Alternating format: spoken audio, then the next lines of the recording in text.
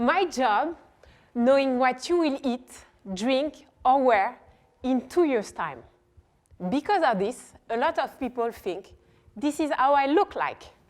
So the question is, do they have bad glasses, or do I have a self-appreciation issue? I remember the day, June 7, 2007. I came to the office in New York that day and told my boss we should launch ABB. To which she pretty much gave me that look, asking me what the hell has Brigitte Bardot got to do with the brief I gave you to turn around our foundation business. Turned out, I was not talking about Brigitte Bardot, although I'm French. I was talking about Blemish Balm, a product that I convinced her to launch. After a few challenging talks, trust me on that one, I spare you the details, and that totally took the market by storm. Because there are quite a lot of men in the room, I will show you how it looks like. So basically, this little product took the market completely by storm, being subsequently cascaded to all the other brands of L'Oréal, generating millions of euros for the company. This, however, did not come through looking at a crystal ball. And before I continue any further, I must tell you a personal truth of mine. Although I have noticed very early on, I had ideas other people did not have. I have never believed, unlike other creatives, that I had fallen into some kind of creative potion of some sort, or that I had a special gift at birth. No, I don't believe in that. In fact, I strongly believe, as Lavoisier used to say, that nothing is lost, nothing is created, everything is transformed. And all great ideas come from some analogical thinking of some sort. Take Bill Clan, for instance, a Ford employee. One day, he took a trip to Chicago slaughterhouse. There, he saw a model of butchering efficiency.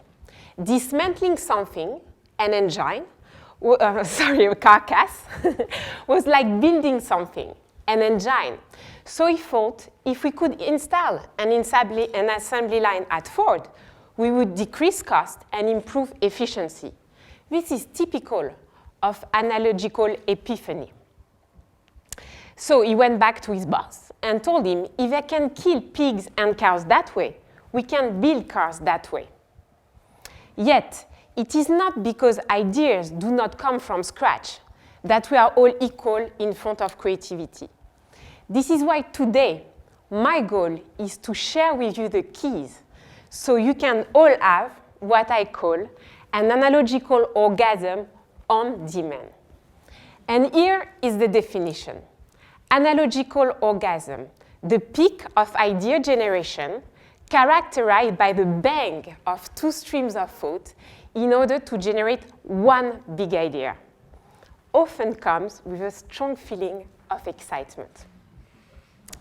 So here is the manual of instruction, how to trigger an analogical orgasm. There are 4 steps. Step number 1, P, put together your own library of ideas. 2, emancipate your mind. 3, act on connection. And 4, keep the good ideas. Let's start by the first one. Put together your own library of ideas, because the more data you will have in your brain, the more exponential connection will be. By the way, this is the library of Karl Lagerfeld.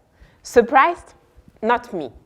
Yet, you need not only to read books, even if there are a lot at Oxford and Cambridge. You need to diversify your sources. I've noticed that a lot of people are totally monomaniac about one topic. Like, I noticed that often on Monday morning in the office. There's the lady talking about how many diapers she bought at the supermarket, and the guy, I mean, sorry about the cliche, talking about how many football match he watched that weekend. I mean, I can speak about diapers, and I don't have kids. Sorry, I'm not a stay-at-home mom. And I can talk also about football match, right? What matters is really to be eclectic and diversify your sources. And also to practice what I call peripheral vision. That is to say, to look all over, left and right, up and down. you need to depart from the me thinking to the we thinking. Peripheral vision is a muscle, so you need to practice as often as possible. So I suggest we do a little experiment to get you going. I will kindly ask that you close your eyes for a second and you think about what is for you the definition of the word tuning. So because of my friend's action, I'm going to spell it out so we don't make any mistake on the word I'm trying for you to think about. Tunyng. So can you think about it 2 seconds? Thank you. Okay, good. Chances are you either came up with this or with this, depending on whether you normally use Google Images or Google Words. Yes, it's easy to be lazy. Yet, if you want to be truly creative, you need to have more niche sources, the kind of one that will help you detect what we call early signals.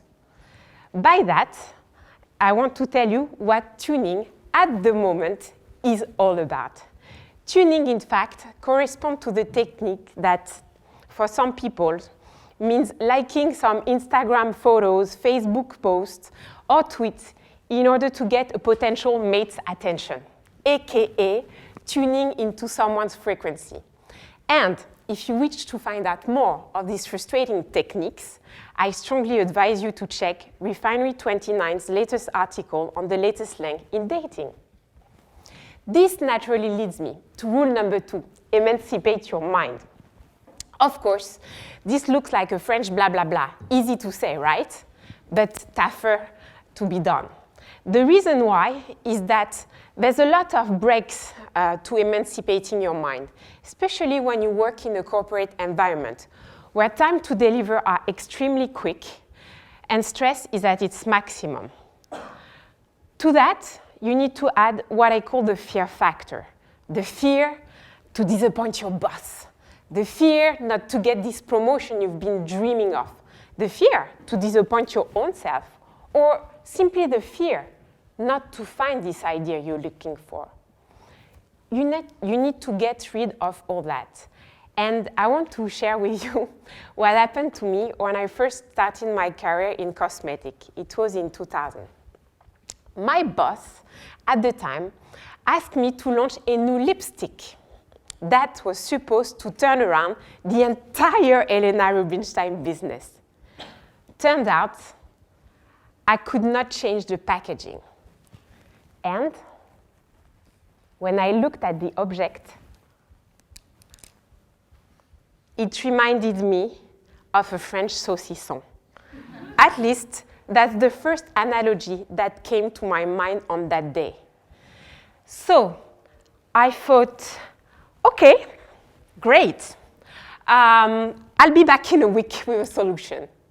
To which he pretty much gave me that look, to which I pretty much answered that way. And you know, I still packed and went away. And imagine you telling your boss, hey dude, ciao, I'll be back in a week.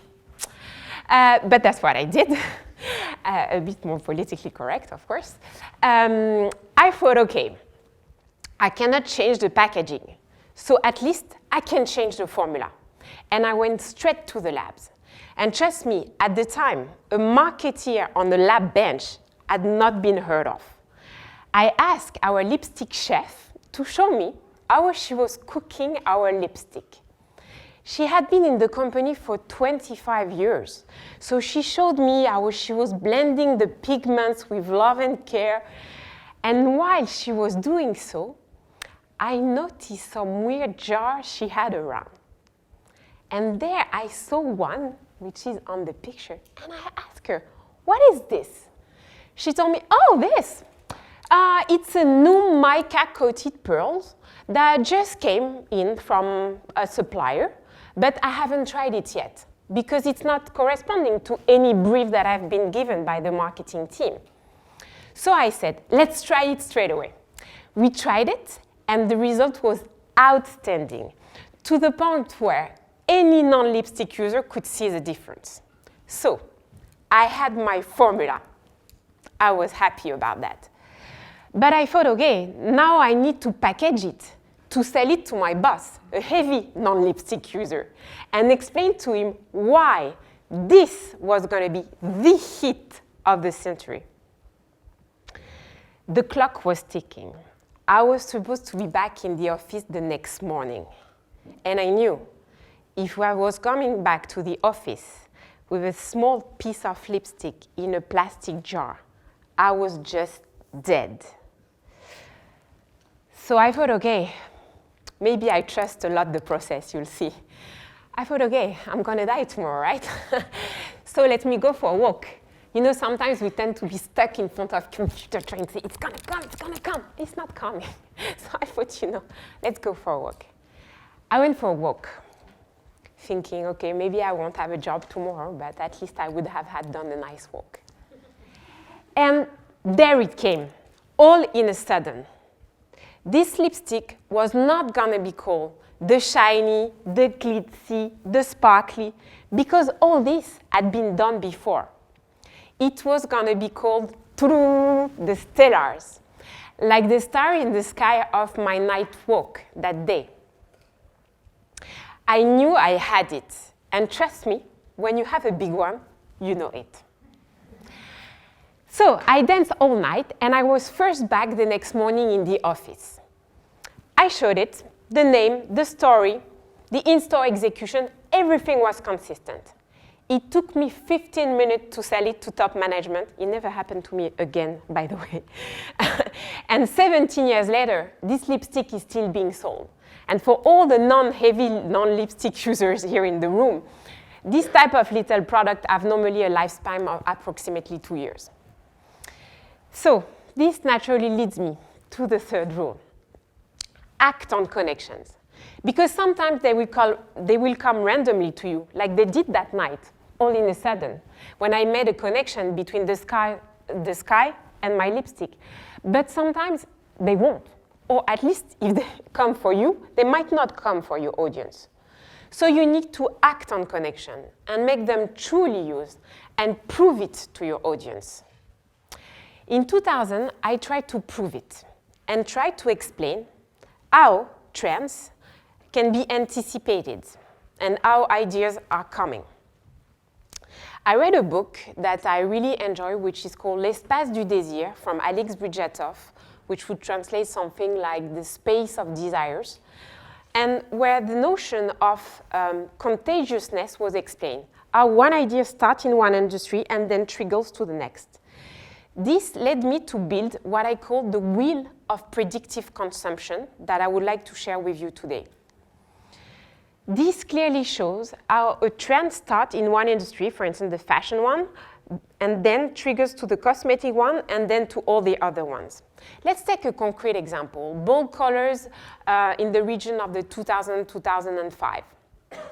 They first started in the fashion industry, and then they triggered to the other industry. What you need to remember, if we take the example of home appliances, is at the time, they were called the brown and white goods, because all the fridge, and by the way, a lot of fridges are still white and black. The brand Smeg did not exist at the time. And then, of course, all our phones, if you remember the Nokia, you were probably not born, they were not colored phones. So this clearly shows you what happened. Yet, of course, you will say, but now it's not the same. And so on. Okay, I know. Now digital is at the center of everything. So now digital and tech are at the center of the wheel. And they're infusing everything we're conceiving at the moment.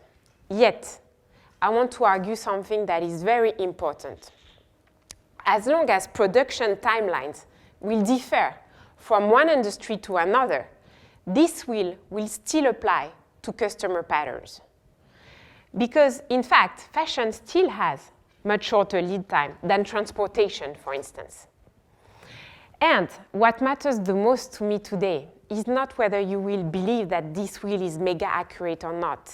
This, I don't care. What I care about is that you guys build your own wheel based on the porosity you observe in your business and in your industry. What are the industries next to you that are influencing yours? That's, I hope, one of the takeaways that we will have today. Another example I want to give you is, to prove you the point, is how art influences fashion. Very recently with the launch of Louis Vuitton's latest collection, designed by Jeff Koons. Yet, this is not what I call a good analogical orgasm.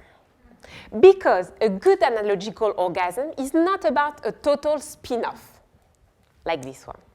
It's about clever connections. Let me take what I think is a better example. On the left-hand side, you can see IKEA famous carrier bag. On the right-hand side, you can see Balenciaga latest bag worth $2,145. Yes, they do look alike. Yes, they both come from the same product category, bags. But I strongly believe that taking IKEA as a source of inspiration for bag design is fairly clever and shows the ability of the designer to act on connection and to isolate among the thousands of products available at IKEA one object of desire. By the way, the story does not tell us if the Balenciaga bag was inspired or not by the IKEA bag. But IKEA was smart enough to release this, which I think is very cool. This leads me to the last rule, which is keep the good ideas and kill the bad ones fast, so you can spend more time on refining the good ones. But beware of the creative killer bingo. Too often, good ideas are being killed for the wrong reason. And to be honest, often this reason is called top management. So I really urge you, if you have an idea you really strongly believe in, to fight for it. And if you don't manage to sell it with a way, try to sell it the other way. In 2012, I tried to sell a new mega idea I had, which was a campaign with the claim, no retouching. But I failed miserably. And honestly, I felt very bad because I was told, what the hell, and again, a crazy idea, what is this? And you know, it's not easy to have this feeling that people think you're the fortune teller and your crystal ball didn't work well that time, or whatever people think, because I just demonstrated to you that all this at the end is fairly rational. So I failed, but turned out others did a better job at it than me. A much, much better job. But my key takeout of that is that if I had managed that day to put together the data I'm showing to you, maybe I would have proven my point. But at the time, I thought, why is it that we always have to post-rationalize our ideas? Why cannot they see? Why cannot they all have an analogical orgasm? So, to all of you, creative cowboys out there trying to survive in the corporate world, understand that you can break free. Understand that you can all be creative, at least for a day. Creativity is a dream. It's contagious. So I urge you to spread the word. And I hope today I managed to convince you why we all need an analogical orgasm as often as possible. Thank you.